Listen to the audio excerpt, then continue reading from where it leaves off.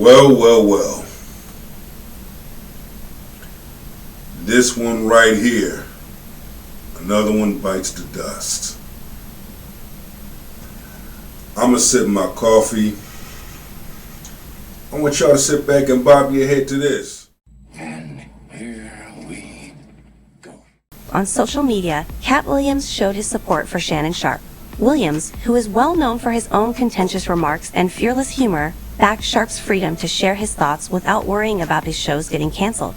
Williams stressed the value of free speech and the necessity of a society that accepts different points of view, regardless of how unpopular or controversial they may be.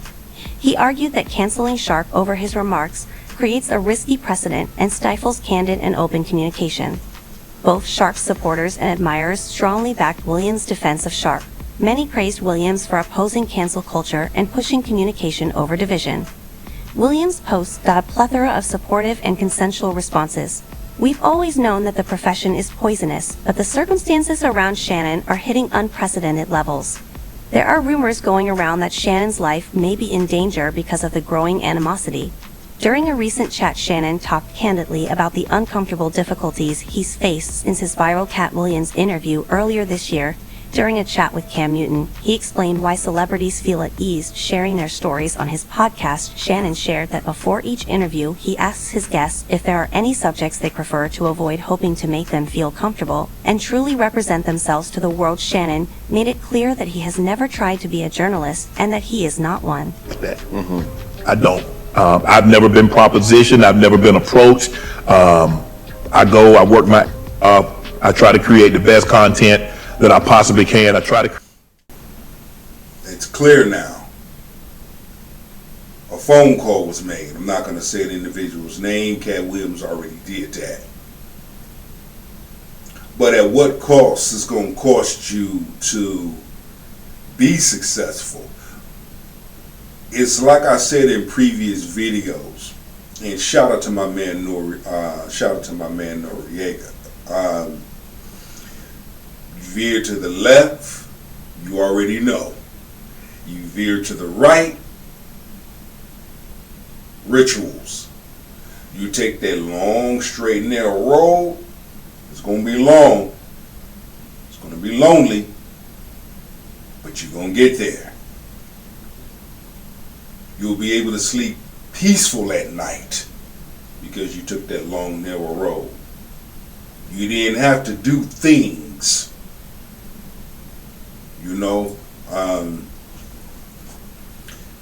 But that is a good question. When you training hard and you doing what you do, the moment you begin to elevate, hear me out. The moment you begin to elevate, it's going to cost you. Certain people ain't going to want to be your friends no more. Those that was checking on you, calling you, texting you, ain't doing that shit no more. Sometimes you would think it's you, and you find out it's not you.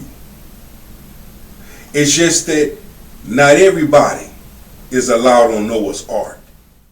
Impressive. Alongside former NFL player Chad Osinka-Johnson, Shannon hosts another podcast, Nightcap. However, Club Shay is particularly well known because of multiple popular interviews, including those with Steve Harvey and Cat Williams in 2021. The Apple Podcast editorial highlighted the importance of the Bubba Wallace episode. Shannon Sharpe's career shows his persistence and aptitude for connecting his audience amid the industry's challenges and adversity in 2020 during the pandemic. After creating a comfortable, peaceful place, that's what I do here. I create a comfortable, peaceful place for the truth to be told. I love wearing my shades. I'm known for wearing my different shades. This is my clothing line, Truck Nation Sportswear. I'm in a comfortable environment. I'm in a comfortable, peaceful place where I can be me. I'm known for doing a lot of reaction videos on top of reaction videos. Two different opinions making the same damn point. Excellent. Retiring from professional sports, Shannon started Clutch Shay, finding a newfound passion for podcasting. His goal was to create a forum where Black performers could easily share their experiences without worrying about being harshly judged. As Shannon puts it, despite his vast media background, he is a conversationalist rather than a journalist. Shannon was caught off guard by the phenomenal success his show experienced in 2024, much of which was attributable to Cat Williams. After nearly a year of trying, Shannon finally got a break when he met Kat's new manager at Chance and she introduced him to the comedian. A week later, Kat was sharing trade secrets on Clutch Shay at first. Shannon wasn't sure how well the show would do. Prior to that, his most popular YouTube video, which had gotten about 8 million views, was about Steve Harvey. But following the session with the Cat, Shannon's producer saw a big breakthrough. Respect that I have for Shannon Sharp and Chad Johnson, you know, like I said, I ride for them. Indoor Football Hall of Famer, played in the AFL, played in the XFL, played for Team USA, been there, done that, and I enjoy doing it. Was in 2 NFL training camps, tried out for 3 different NFL teams. Hey, it's been a lovely ride. 9 rings to show for it. Hey, I'm good. I don't owe nobody shit. Well done.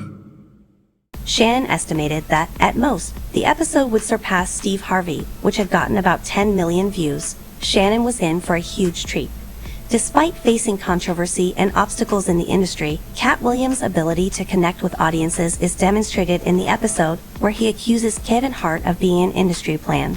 He began by challenging Kevin's description of his East Coast beginnings, saying that it was unlikely for Kevin to have developed his business on the East Coast, and then fast-earned beta claim in LA. Cat questioned Kevin's swift rise in the company, saying that he just seemed to materialize out of nowhere, landing big contracts and TV parts that other comedians needed years to achieve. He ascribed Kevin's success to shady things, suggesting he was an industry plan. Cat further charged Kevin with serving as a gatekeeper.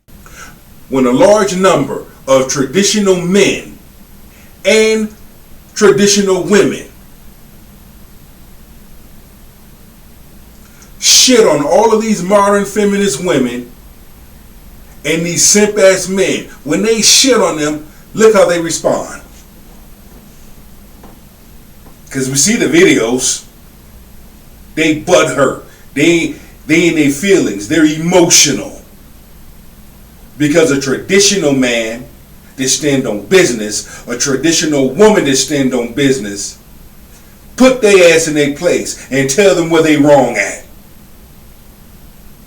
These modern feminist women have a problem. Oh, they go on social media and just have a story time. Then it get to the point where you got different women telling the same damn story. Ain't that about a bitch? Fatality. A large number of modern feminist women talk about this lifestyle, these high-ass expectations, and they don't know what the hell they talking about, number one. Number two, they don't know what the fuck they walking into. They not prepared for that shit. They're not prepared to walk into the parts unknown.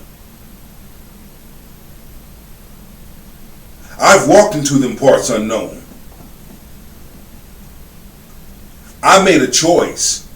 I made a choice to fall back. A large number of modern feminist women have sold their soul to things, to material things, to money and material things. They've sold their soul. How can you say that? I don't judge people. They just put themselves in position to be judged.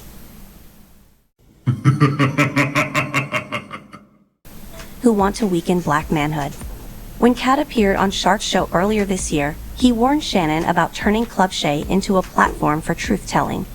Little did he know the extent of the hostility. Guests who had previously eagerly accepted the show's invitations are now withdrawing. Shannon faces criticism for his interviewing style, getting hate comments and encountering efforts to silence him altogether. Take DL Guy as an example. Although Kat did not attack him during the Club Shay interview, DL Guy criticized Kat severely for his remarks regarding other comedians. Kat pointed out a worrisome trend where the industry retaliates by attacking his credibility and portraying him as unstable. It appears Shannon Sharpe is facing a similar backlash. Reports say that DL Guy may have been dissatisfied with the attention Shannon and Kat got from their interview, which is why he attempted to undermine it, but he is not alone in these sentiments. Shannon's encounter with DL Guy caused an unexpected reaction that begs questions, especially since there was no known conflict between reports. Steve Harvey is another person who is purportedly implicated in possibly ruining Shannon's job. Interestingly, Steve had previously been on Club Shay, where they had a standard yet noteworthy viral chat where they covered a range of topics from industry insights to lifestyle. But no, because think about my ascension, Cam. I lost my job in June. In October, Complex says the most entertaining sports personality, I'm number one. Yes, sir. I go, Stephen A. bring me on First Take. And here we go. Back during the frank conversation, accusing Steve Harvey of taking his story about living in a car and having financial problems from him. This criticism wasn't new, as Steve had previously been criticized for feeding negative stereotypes about African American guys. Specifically, Kat claimed that Steve had pressured Cedric the Entertainer to dress femininely, implying a bigger Hollywood plot to undermine black masculinity. Steve also claimed that Cedric was deliberately made fun of because he saw Cedric's potential and didn't want him to surpass him at a New Year's Eve performance. Steve stated on Jamie Foxx's satellite radio show that he would be the larger person and would not descend to the level of a small-time feud because he did not want to be disgraced. He stated that his grandfather used to tell him that dogs don't bark at stationary cars, only at moving ones. Dogs also constantly bark at the moon, but if the moon responds, the dog gets notoriety.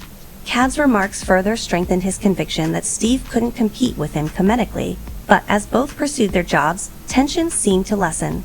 When Kat talked openly in an interview, it seemed to greatly hurt Steve and rekindled the conflict. Though Steve did not specifically name Shannon or Kat on his radio show, it was clear to whom he was referring. Nevertheless, the drama continued, as sources state that Steve is actively trying to get other celebrities to back out of doing Club Shay. Until then, I love you all. I appreciate you. Peace, love, and blessings. One. Flawless victory.